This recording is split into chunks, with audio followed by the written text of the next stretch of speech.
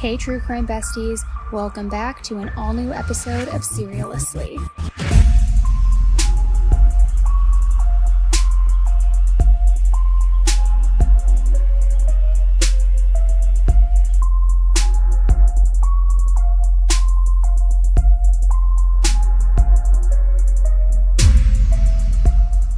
Hey everybody, welcome back to an all-new episode of Serialously. It's me, Annie, your true crime bestie, here to break down another true crime case for you, and one that is going on right now, and it's actually close to home. Now, if you're watching the video version of this, you get it, that this episode is a little bit different than normal episodes. But if you're listening to the audio version, you're like, what do you mean it's different? What do they see that I don't hear? Which, let me tell you, I have my sister Amy in studio joining me for today's episode. Now, for those of you guys who don't know, and I'm going to have Amy introduce herself in a second here, but let me just paint the picture for you.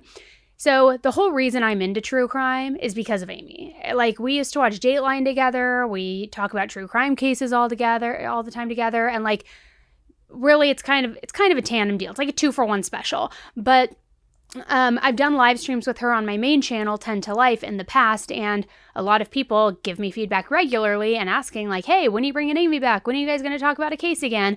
So today, because it's a case that is happening so close to home in Orange County, California, I thought, what better person to bring on here than my sister Amy and talk to her about this case? And she doesn't know at all the case I'm going to be sharing with her today. So we're going to be getting some raw reaction as we go. So Amy, can you tell the people a little bit about you, your fascination with true crime? I know you're a little nervous. And then Not a natural like you. No, you are. And then we're going to jump right in. Well, thanks for having me. You're so welcome. So what do you want to know? I mean, who am I? Yeah, who are you, Amy? What's your sign? What do you like? Well, I'm a Leo. I'm your older sis by just a hair. Yes. I'm a realtor. Been doing real estate for over 10 years. And born and raised in Orange County. Spent a couple years in New York.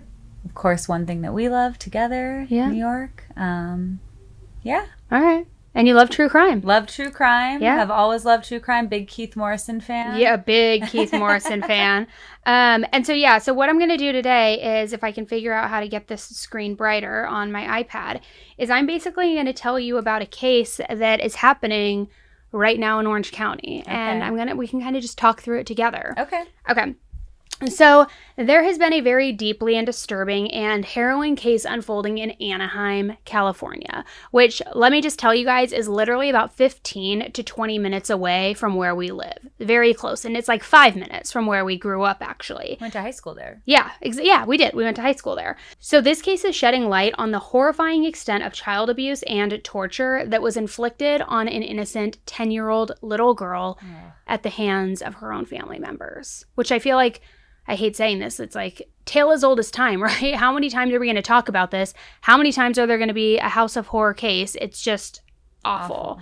And the details of this case are extremely chilling. So listener, beware. I just want to give a little bit of that disclaimer ahead of time.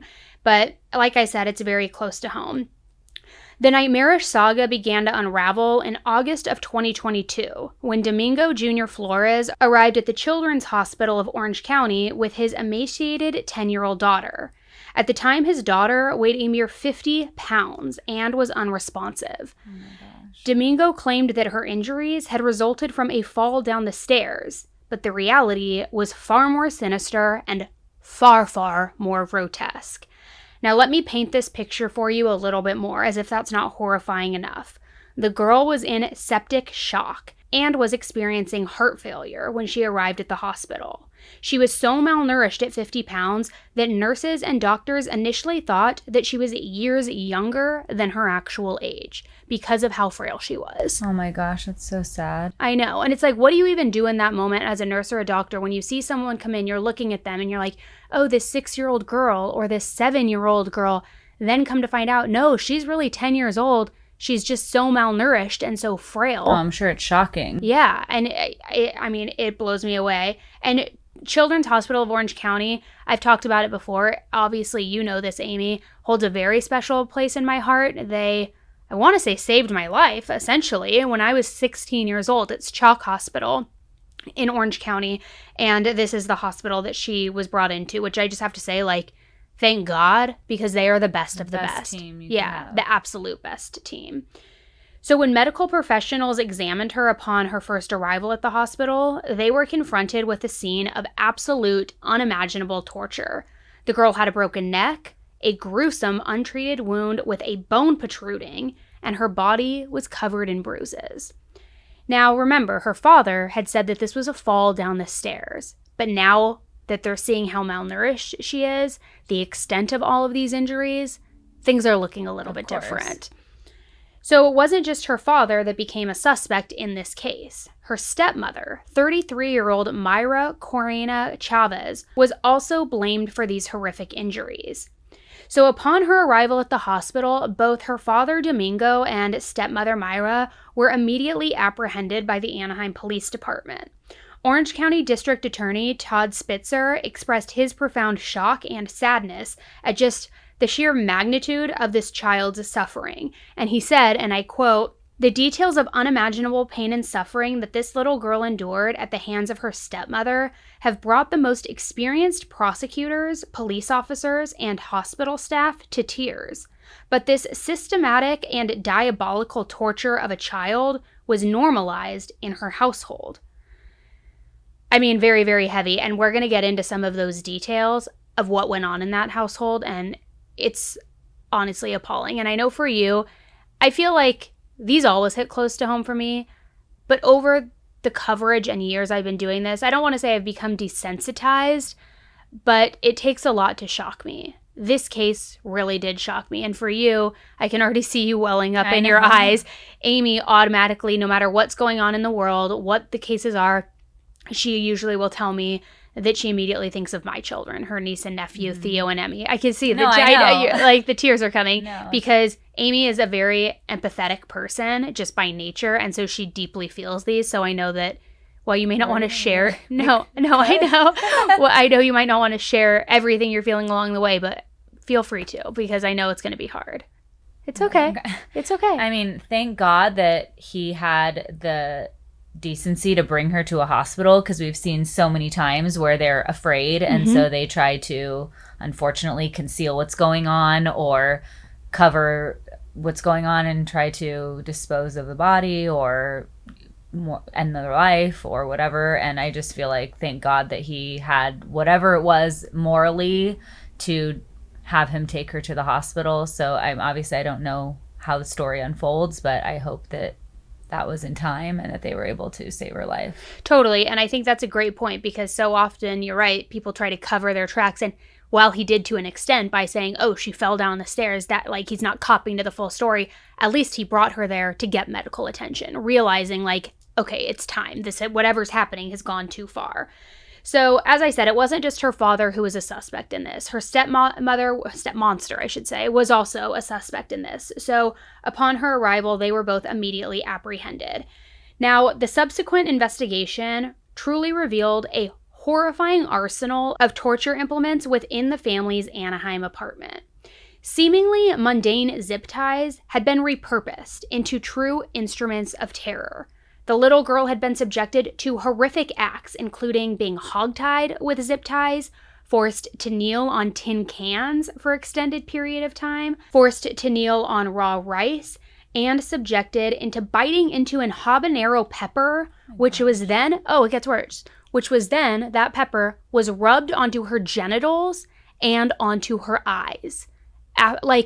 It's really sick. It is really, really sick. I just don't understand nothing justifies that kind of treatment to anybody, let alone to a child. And it just, you can't even wrap your mind around that. I know. There's a lot of people who will make the argument that spanking is considered child abuse, which everybody parents differently in their household. I personally do not believe in spanking. That's my own personal opinion. But at what point do you escalate so far to where you have to just call it's calculated abuse? You're having this 10-year-old bite into a habanero pepper, then you're taking it and rubbing it in her eyes and on her genitals and inside her vagina. It's absolutely cruel. It's disgusting. And it unfortunately didn't stop there. Before we get into the details, we are going to take a quick break and have a quick word from today's sponsors, because as you know, the sponsors help keep this podcast free. So I appreciate you all for understanding. Okay, besties, so I recently changed up my makeup routine and it totally upped my confidence with how I'm doing my makeup. Now, while I'd like to take credit for it and think I'm talented, the truth is I got some great tips from Bobbi Brown herself, and this is all thanks to Masterclass. And I've actually been working with Bobbi Brown for a while now, taking her Masterclass.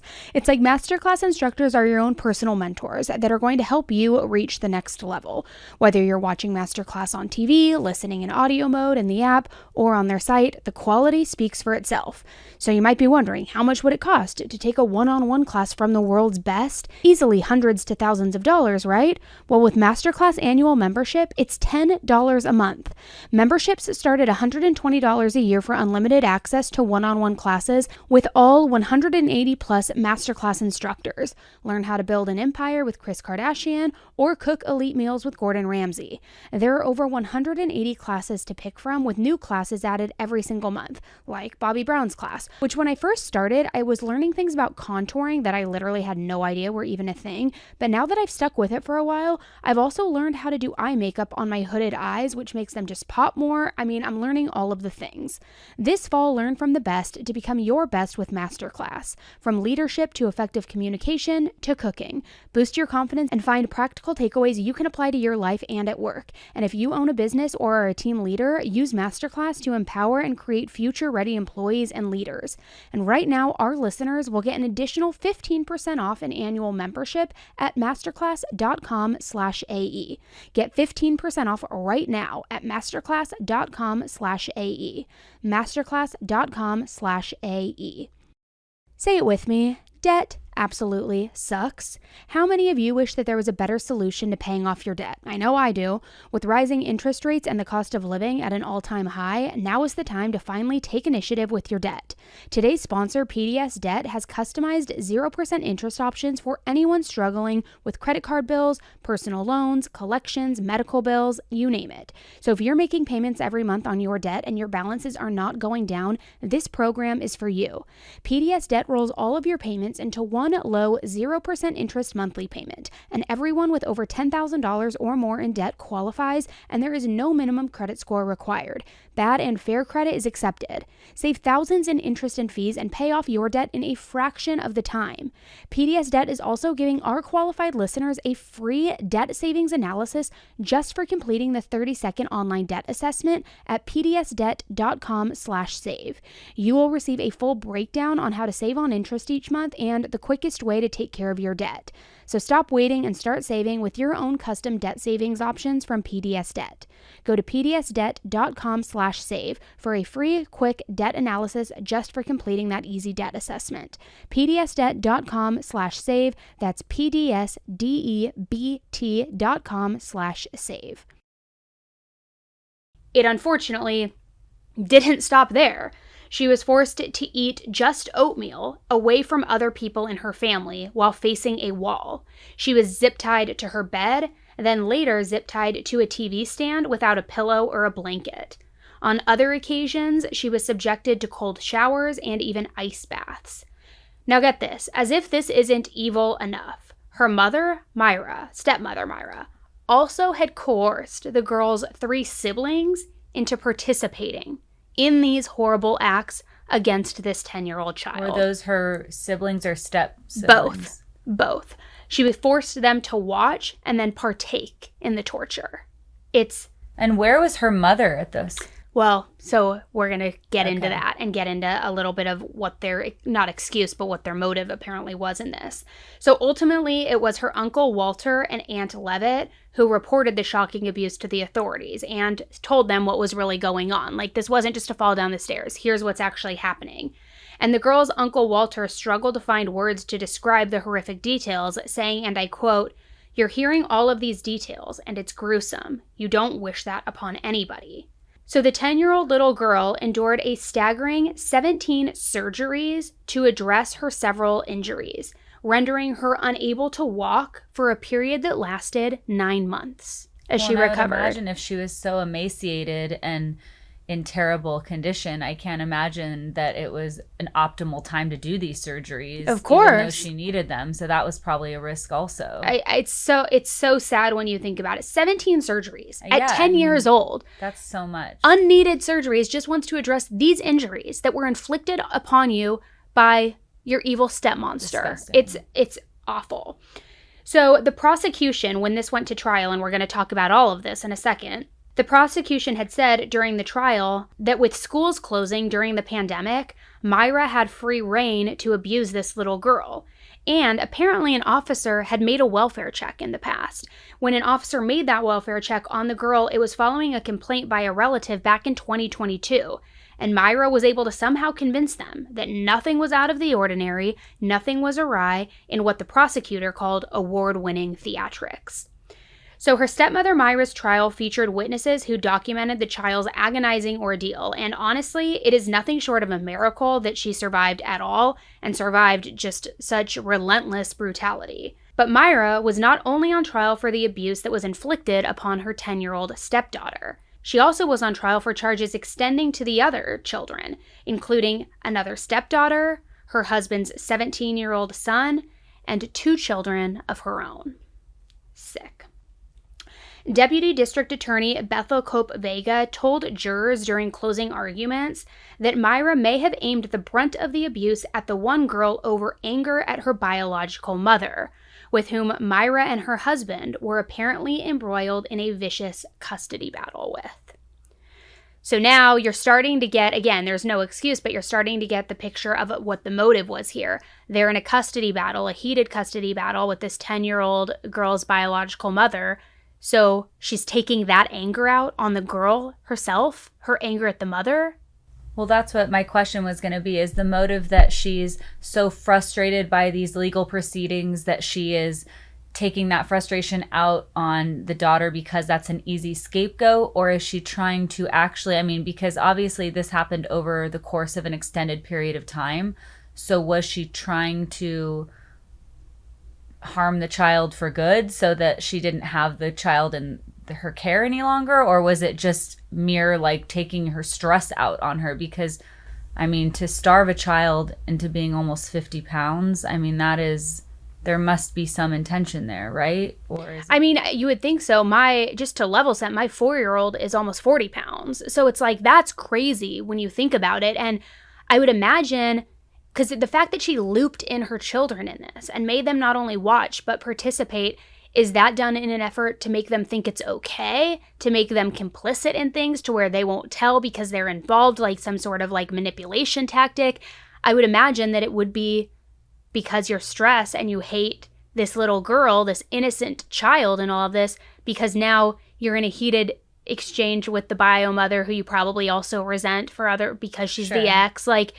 I don't know. It's there's no way to even wrap your mind around it. But normally in custody battles, I've found that the parent is trying to gain full custody. So they're either doing something terrible to the mother or to the other spouse or other parent, or then, trying to get the child in their good graces. Totally. So that's why I'm confused what the motive here is. And we don't know the details, and we'll get into more of the details in a second, but did the bio father just stand by and allow all of this to happen? Yeah. And then when it got too crazy is when he went to the hospital, which let me continue and then share your thoughts with me on what you think.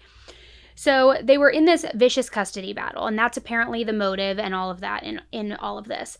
And so the prosecutor had said, and I quote, "This is a case about what happens behind closed doors, but it is also a case about diabolical creativity. It is a case about power." The prosecutor described Mayra as sadistic, telling jurors that she systematically dehumanized her 10-year-old stepdaughter, saying she found ways to up the ante. She sat around thinking about new ways to torture her. Now, as this is all unfolding, you would think slam dunk case, right? What are they going to even say to try to have some sort of leg to stand on or argument in this? Well, in enters Mayra's defense attorney into the chat. All right, besties. Now, I love high-end luxury goods as much as the next person, but my wallet isn't quite on the same page. That was until I found Quince. Quince is my go-to place for luxury essentials at prices that are actually within reach. Now, I was in the fashion industry for years and years and years, so I know all of the secrets. And the best part is all of Quince's items are priced 50 to 80% less than similar brands. They do this by partnering directly with top factories. Quince cuts out the cost of the middleman and then passes that savings on to us. And Quince only works with factories that use safe, ethical, and responsible manufacturing practices and premium fabrics and finishes, which I absolutely love that. Now, you may remember I mentioned Quince before because, again, being in the fashion industry for so long, I'm always looking for quality pieces and timeless essentials. So Quince has been my go-to. I've gotten some amazing cashmere sweaters from them, some skirts, I mean, you name it. But I gotta tell you what I recently discovered, because it was a whole new unlock with them aside from fashion.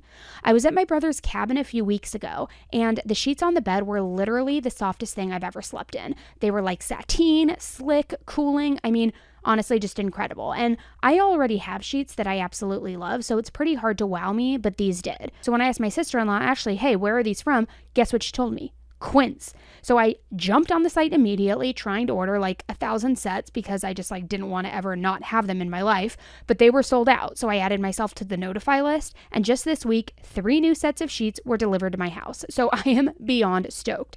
They are called the Bamboo Sheet Set if you're interested, and I'm telling you, the quality of their products, whether it's fashion or bedding, will blow you away. Get affordable luxury with Quince. Go to quince.com/AE for free shipping on your order and 365-day returns. That's QUINCE.com/AE to get free shipping and 365-day returns. Quince.com/AE. When I first started podcasting and YouTubing, honestly, a merch store was the furthest thing from my mind. But now I'm selling all the true crime things. Loungewear, t-shirts, sweaters, you name it. And it's all thanks to Shopify. Shopify is the global commerce platform that helps you sell at every stage of your business. From the launch your online shop stage to the first real life store stage, all the way to the did we just hit $1 million stage, which I wish I hit, but I haven't been there yet. But Shopify is there to help you grow. Whether you're selling scented soap or offering outdoor outfits, Shopify helps you sell everywhere. From their all-in-one e-commerce platform to their in-person POS system, wherever and whatever you're selling, Shopify's got you covered. Shopify helps you turn browsers into buyers with the internet's best converting checkout, which is 36% better on average compared to other leading commerce platforms. And sell more with less effort thanks to Shopify Magic, your AI-powered all-star. They make it so easy for me to make promo codes in 30 seconds or less when I'm trying to offer, extra savings to you guys, or if I want to upload a brand new item, it's done within minutes. It's incredible. Shopify powers 10% of all e-commerce in the US as well, and Shopify's the global force behind Allbirds, Rothy's, and Brooklinen, and millions of other entrepreneurs of every size across 175 countries. Plus, Shopify's award-winning help is there to support your success every step of the way, because businesses that grow with Shopify. Sign up for a $1 per month trial at shopify.com/seriously, all lowercase. Go to shopify.com/seriously now to grow your business no matter what stage you're in. Shopify.com/seriously. Well, in enters Mayra's defense attorney into the chat. And Mayra's attorney, alternate defender Tom Nocella, told the jurors that Mayra herself had suffered an abusive childhood and that she was just trying to discipline, not torture. And she was saying that she was trying to discipline this child who Mayra, quote, couldn't understand or control. Which, let me just say, disciplining a child isn't putting hot peppers on their genitals or in their eyes. Unless you are Ruby Frankie, which, God. That's so crazy. As you were saying this, in my mind, that's exactly what the name that popped up. I was thinking, what is with these mothers thinking these extreme disciplinary actions? How does that even become an option? Exactly. Which I don't think it was for discipline. I think it was for her own sick sense of power, because that is taking it to the extremes. And if it was strictly for discipline, where was the... And what was the daughter doing? Exactly. So uncontrollable. What were the actions? Exactly. And where was there any other sort of discipline like that in the household with the other kids? So far, we know that she made them partake and watch, but what about the actual physical acts on them? I was going to ask that. How long has she been married to the father? It's unclear. Okay. It's unclear how long. I would imagine it had to be somewhat recent if they're still in this crazy custody battle over a 10-year-old little girl, but I'm not sure. So her defense attorney continued saying she thought that this was what discipline was, which, again, nobody in their right mind is going to think that discipline is having a 10-year-old child kneel on raw rice or starve them. Give me a break right now. No. He also went on to say that she suffered from anxiety and depression. Oh, boo-hoo. The defense attorney argued that there wasn't the intent on Mayra's part needed to find her guilty of torture, saying, we all agree the injuries are there. The injuries are horrible. We all agree on that. But there wasn't intent there, which, again, I have to call bullshit on that. How is there not intent How's there for not torture? Intent when you're premeditating this stuff, and on top of it, you're rallying your other children to participate. There's no way that that's not intent. Yeah. Otherwise, you would go in to stop it and 100%. And it's like, oh, let me zip tie you to the TV stand, but it's not intentional to hurt you. Let me hog tie you and put habanero peppers in your eyes. That's not intending to torture you. Are you kidding? And if at first glance, all of the medical team at Chalk initially thought this child was much younger and was teary-eyed over the condition and health of the child, again, if it wasn't intentional, you would immediately notice your child's losing weight or... Totally. I mean, amongst all the other signs. Absolutely, which I get it. It's the defense attorney's job to paint whatever picture they can and try to have an excuse for their client, but like, nobody's buying it. Well, we'll see if anybody's buying it. Better not. I know. So they go through the whole trial, and on October 11th, an Orange County Superior Court jury deliberated for roughly 5 hours before finding Mayra guilty of torture related to one girl, 2 counts of felony child abuse related to 2 other young girls, and a lesser charge of misdemeanor simple assault related to a teen boy. Mayra now faces a potential maximum sentence of 7 years to life in prison for the torture conviction, also up to 10 years for the child abuse convictions, and 4 months behind bars for the assault conviction, the misdemeanor one, and her sentencing is scheduled for November 3rd. I mean, personally, I don't think 7 years is enough, but we'll see what the sentencing comes. Just out of curiosity, like, why wouldn't that be considered attempted murder? That's a great question. Or like something with premeditated. Maybe because the injuries didn't go that far. Like maybe there wasn't true actual like loss of life on on the table. Yeah. Maybe because it didn't get to that. But who knows what the intent really was, right?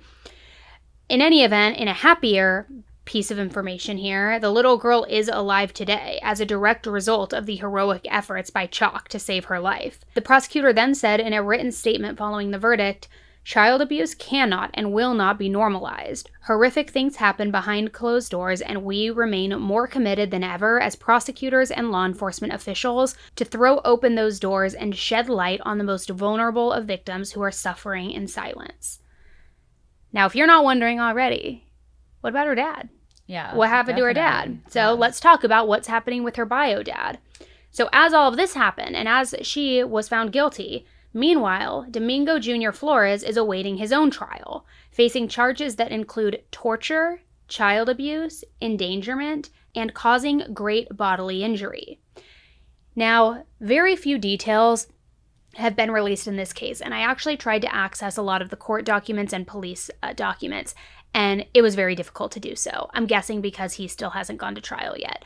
But what I will say is for them to feel confident enough to put charges against him of torture, child abuse, it's my opinion, and I could be wrong, we'll see, that he was complicit in all of this. Oh, of course. That he wasn't just seeing what had happened, that it went too far, so he went and took her to the hospital. If he himself is being charged with torture charges and child abuse, I think they both in some sick way were doing this. But again, it begs the question, if you're fighting for full custody or whatever the custody arrangement is, why do you want the custody if you're just going to do this? And like, don't you feel like when it's time for the court to come in and step in and evaluate who the primary parent should be or what those custody situations should look like, that they're probably going to interview the child, that they're probably going to look at her overall health and condition and welfare while she's been in your custody? It makes no sense. Make it make sense. I have speculation. Ooh, okay. Please tell. Please share. This is just a theory, and this is the first I've heard of it. Have done no research on my own, but what it sounds like is that this might be a fairly new relationship between the bio dad and the stepmother. And to your point, that's probably why they're in the middle of this custody battle.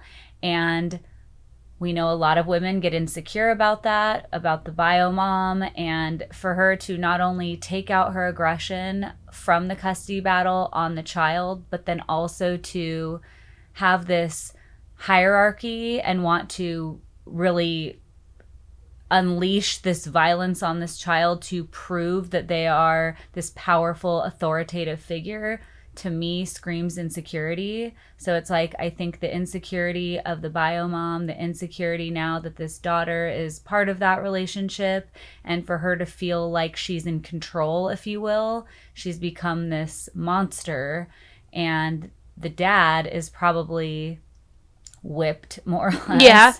And it was complicit, maybe not initially because he wanted to be, but because he's in love, and love makes you do crazy things. And I think once it got to probably a certain point, and who knows how many times he tried to interfere, but hopefully he tried to interfere before. It's sick. Ugh, I know. I'm going to be interested to get my hands on those documents, but also to see what happens in his trial and if other evidence is brought forward and what we see with that. But overall, I feel like this case really does just kind of underscore the nightmare that can unfold within the walls of these family homes, where these parents are more like monsters and they get off on this power, this control.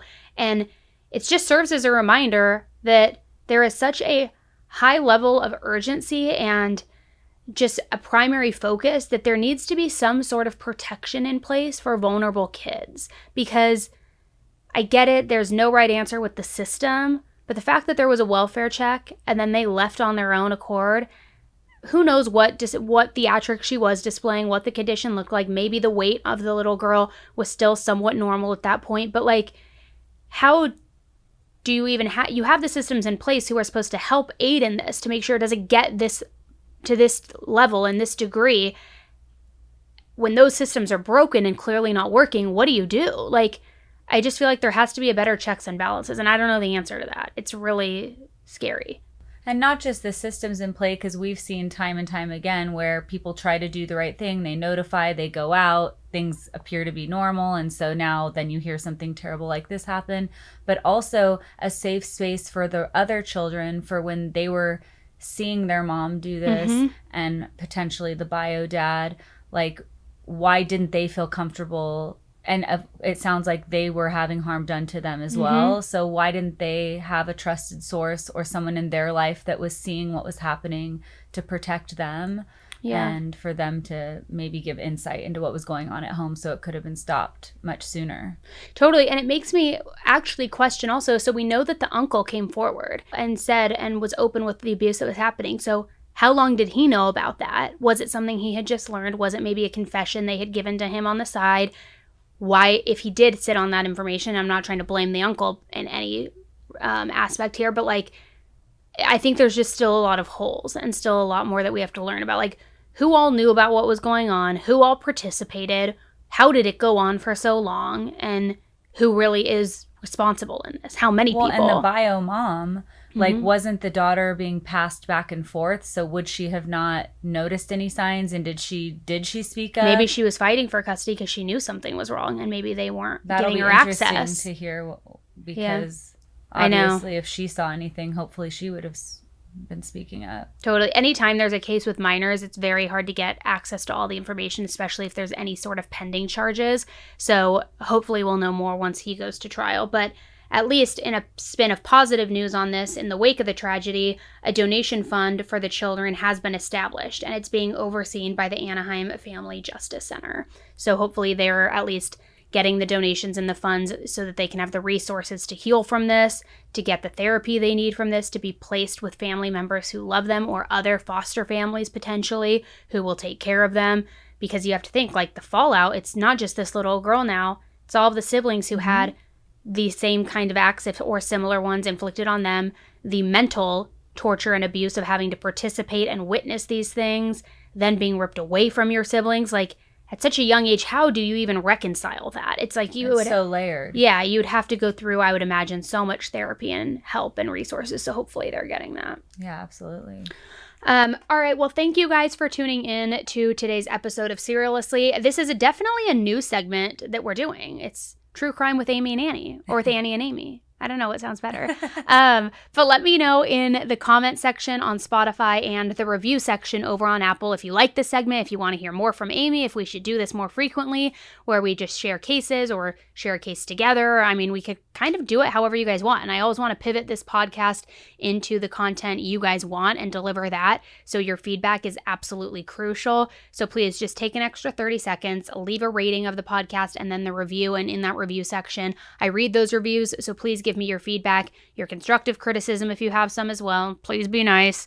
And let me know if this is a segment you like, and we could definitely do it again and do more of it. But I appreciate you jumping on here. I didn't have this planned. Amy was here for other reasons today, and I literally just put it on her. I was like, by the way, now that you're here, what if we record a podcast together? So I appreciate it. You were a really good sport. Thanks for having me. And it was nice. I got to just talk true crime with my sissy like the old days. I know. Thanks for having me. You're Sorry so I cried.